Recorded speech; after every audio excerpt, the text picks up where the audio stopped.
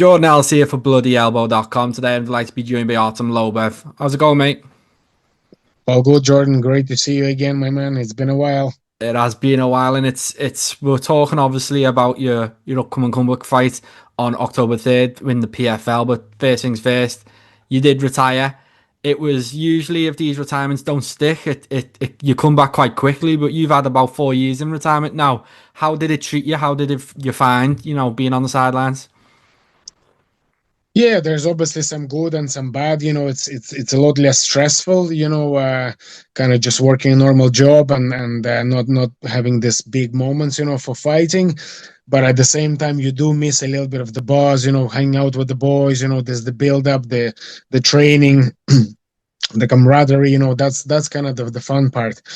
But yeah, the emotion, the stress and all this, I didn't really miss this. It was nice to get a little breather from it. It was starting to wear on me. I could feel that I need a little break. I was like, I'm done with this. I'm not enjoying this anymore. And so that's why I enjoyed the break in that sense. But there was, of course, some parts that I did miss. But in this sense, this fight here that I'm doing now, it's something that I just had to do. I said it when I was retiring that look, this I'm retiring, but this fight here has to happen. It's very personal, and I have to take that off. I have to close that chapter. Otherwise, it's always going to be in the back of my mind, and I'm always going to be thinking about it. So I want to get in and get it done. So I'm not sure if you can call this a comeback or what this is, but it's just something that I knew I was going to do. I said I was going to do it. It was always in the back of my mind. I wish I tried to do it maybe sooner, but there was some other, issues, obviously the court case and this and that kind of made it more difficult to make that fight happen, but luckily, I overcame all that and the fight is here now, only a couple of weeks away, and I'm ready to go. Yeah, and talk to me about the opponent, because hardcore MMA fans who have been watching for years will know that there's a deep rooted kind of beef there. The sport has grown and evolved in the past, decade or so much that you're getting new fans all the time. You might not be aware of what's gone on. So talk to me about the opponent and why he's someone who was able to motivate you out of retirement. Yeah, so this was someone that I was scheduled to fight before in the UFC. It was meant to be a co-main event in UFC Moncton.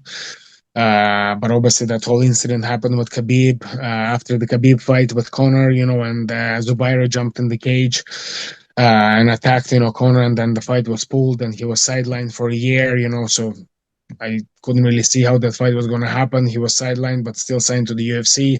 I had a baby on the way at the time as well. And I just said, look, I'm going bare knuckle. I need to make money. And that's how kind of our roads went different ways. And there was no way to kind of make the fight happen. But I always wanted to come back to this chapter and make sure that we closed it the right way. And you've just kind of mentioned you're unsure if it's actual comeback. You're getting into the bulk of the camp now. I'm sure you're a little bit older. The camps are a bit tougher. Does it feel like one and done, or is it, a win here and you move on? I suppose never say never, but if I'm honest, I would like to maybe try and explore the celebrity boxing side of things. I have always spoken about doing some boxing. Now obviously just turning pro at 39 might be a bit kind of, late, but to do a misfit or Jake Paul type of card, I could see myself doing something like that, because as you said, the sport has grown so much in the last 5-10 years. It's a lot bigger. All those shows look really, really well run, always massive viewerships. Some of them on Netflix, some on other networks, but always it's a sold out crowd, always millions of people tuning in. So to me, it's like I don't want to really miss the boat on that. That's a nice opportunity to get out there and have some fun and make some money and build the profile a little more potentially. So maybe something like that. But you never know if the offer is good, and I could, because I'm feeling good now training. I'm sparring young guys who are all hungry and ready to go, up and comers. They see me, it's a good scalp for them. They're going at me, and I'm able to hold my own and fight back with these guys and able to hang in there. So I'm thinking, okay, if the offer is right and it's interesting, I could definitely see myself doing another fight. Like for example, this one, the Tuhugov, I'm so motivated that age, everything else is not a issue for me. I'm just so motivated. I'm going and I'm training. So if someone could motivate me like this, why not? Then I could definitely do a fight. But yeah, realistically speaking, I'm maybe leaning more towards the celebrity boxing side of type of fight. Yeah, and I was gonna touch on the celebrity side of things anyway, because we're saying 39, a bit old to get into pro boxing, and it's a older in the MMA world, but in that kind of region, you'd be one of the young guys in terms of Mike Tyson, bigger fight of the year last year, and he's touching 60 years old. What like when you first retired, it was just about to take off, and in the past 4 years, it's gone crazy. Where Mike Tyson's about to fight Mayweather, Jake Paul's fighting Javante Davis. What are you making of the direction it's gone in? you know, to me, it's still I like the way it's going because it's putting a lot of eyes on the sport. And if you see, yes, there's a lot of kind of damn celebrity fights, but often they have some legit fights on the card as well.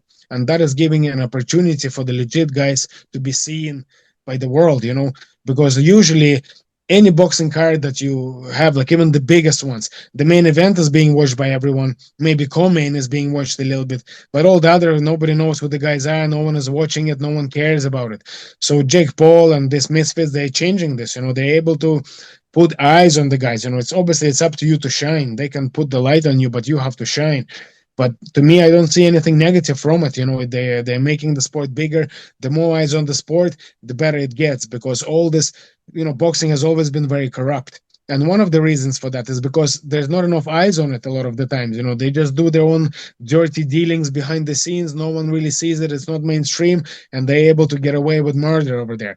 So by putting, eyes on the sport and making it a lot more mainstream, it makes it harder than for them to do all these dirty deeds. It elevates the sport. It makes it better regulated. It's more watched, more money for the boxers. So to me, I don't see any negative there. I mean, look at the women's boxing, for example. It was non-existent. There was zero. It didn't exist. 100 years boxing is. It's so many years around, and there was no women's boxing. Jake Paul changed that single-handedly. Now you see a lot more women out there. You get to know, the ladies that are fighting there. I didn't know many of them. Like I didn't even know Amanda Serrano, for example, until Jake Paul put on the fight with Katie Taylor. Now it's great to see all these female athletes. And they have a platform and are able to make a few quid. I only see positives from this type of fights. Why not? Yeah, and for ex-UFC stars like yourself, Darren Till, Tony Ferguson, after a few losses, 10 years ago, it would have been off into retirement, and that's you and how you're making money for your family. Now, someone like Tony Ferguson, go out, have an exciting fight with a YouTuber, make a bunch of money, and he's got a new lease of life there. Have you had any thoughts about what type of opponents or any names come to your mind in terms of who would you would aim for? Yeah, absolutely. And as you just said there, those fights are excellent because usually the way if a fighter is in that position and he wants to go and get some money, he was forced to fight some young up and comer, absolute killer, basically get killed, but you get a few quid, you know what I mean, so you could feed your family. Where celebrity boxing changed that. Now you can have a similar, level where you're not going to get hurt, but still have an exciting fight, put on a show for the fans and feed your family. I see it as a positive. For me personally, for example, the Nate Diaz's boy, Chris Avila. Me and him have history. He's been doing great things in the celebrity boxing space. I have a win over him in the MMA in the UFC.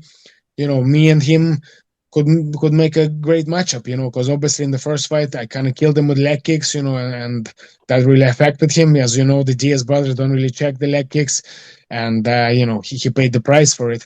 In boxing, I think it would suit him better. It would be a lot more evenly matched fight. It would be exciting. He's a tough guy. I'm a tough guy. So he's already had a few boxing fights. I have bare knuckle experience. I feel that could be a very interesting matchup, me and him. Yeah, and in terms of the bare knuckle, is that a no-no now? I know there was some type of issue with Dave Feldman, you talking about unpaid money, him kind of denying that. Was there any type of resolution you guys were able to come to? Yeah, well, we didn't really speak, but I don't understand what he was denying because he knows he owes me money. He's denying that it wasn't 200,000 pay-per-view sold. But this is simply what he announced. He announced, and somebody actually pulled up an article there under the tweet of Ariel Helvani and Feldman talking about this. Someone pulled up an article where David Feldman announced 200,000 pay-per-views sold.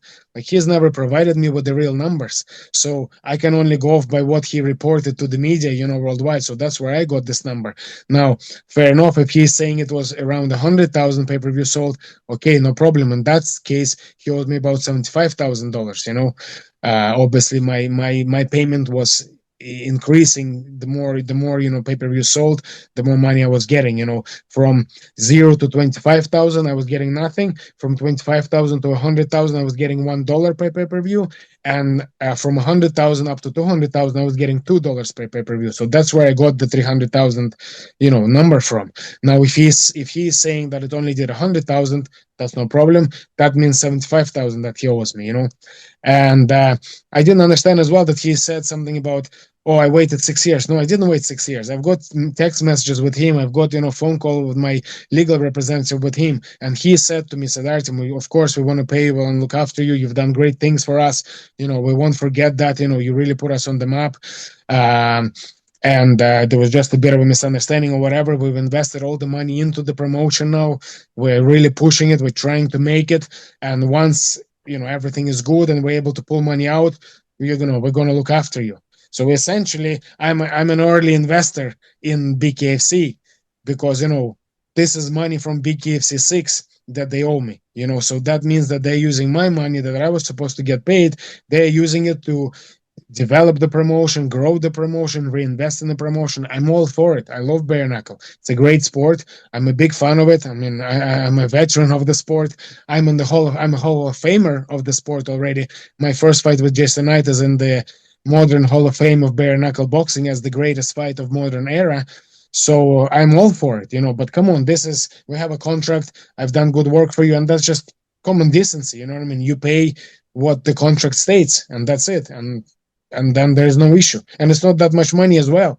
So, but to me, you've seen the kind of fights I was involved in, 40 stitches after first fight with the Jason Knight. I couldn't even use my hands for 3 months after. And I was in camp to train to fight the two-time world boxing champion, Paulie Malignaggi, and I couldn't even hit pads, but I didn't pull out. I understand that this sport works with momentum. There was a big momentum from my first fight with Jason Knight, and that was spilling over nicely into the fight with Paulie Malignaggi, which opened so many doors for BKFC. I mean, this was the first time they managed to get into Florida. Because as you know, in US, you have to be able to fight in big states. Before that, Mississippi. I love Mississippi. Great spot, Biloxi. My heart is there. However, if we're talking about being a promotion, successful promotion, you cannot be putting your shows only in Mississippi. You need to get out into the bigger states. You need to be in LA. You need to be in New York. You need to be in Florida. And my fight with Paulie Malignaggi, followed by the Jason Knight fight, opened up that door. That's when they first were able to obtain the licensing, over there. So I did so much good for this promotion. And now what? He doesn't want to give me my 75K. He says it's only 75K now. But that looks even worse for him. So 75K, you couldn't pay me for whatever amount of years now. And sending me all this text saying, oh, Art, I'm sorry, we forgot or whatever. We just need the money to reinvest. Come on, Dave. Come on. We're two men. You've got a son. You wouldn't like somebody to fuck your son over the way you fucking me over. I'm someone's son too. Don't fuck me over, brother. Come on. Pay my money, please. Thank you. Hopefully that all gets sorted. And just one more question before I let you go. The past 4 years, we've had the rise of a new kind of featherweight goat, so to speak, in Ilia Topuria. I'm just keen to see your thoughts as someone who fought in that division, trained with Conor McGregor, where you place him within that kind of list of great featherweights after his, it was a pretty epic run he went on. Yeah, I'll be honest with you. I'm a massive fan of Ilia. His style is incredible. He's incredible striking, very ballsy. He fights aggressively. Comes in fearless. Good wrestling. I put him up very, very high up there. I still do think, if I'm really honest, I might be a little bit biased, but I do think that in their prime, Conor still, I think, edges it. He was honestly, just watching Conor like in his prime was incredible. He was just untouchable, and I watched him in trainings. annihilate, like fucking five guys in a row, one by one. They're all coming in fresh, including me, and him not even breathing heavy. Like, he was just a killer. So for me, as I said, I'm probably biased, but for me, it's hard to imagine anyone doing anything to that Conor. I feel that Conor could have bet everyone. That's for me, he could have bet even Mayweather and Khabib. That Conor. But Ilia is probably a very close second to me, right behind Conor, right behind top level Conor. But right now, Ilia is the best. There's no question about it. He's the number one guy now, and yeah, he's so dominant and so exciting to watch. And yeah, I love watching his fights. Absolutely. We'll leave it there, mate. Thanks for your time. Always a pleasure. I wish you good luck with Thank you so camp much, and the Jordan. fight itself, mate. Can't wait to watch. Thank you so much, Jordan. Really Thank you. appreciate your time Speak always. soon. Thanks, my brother.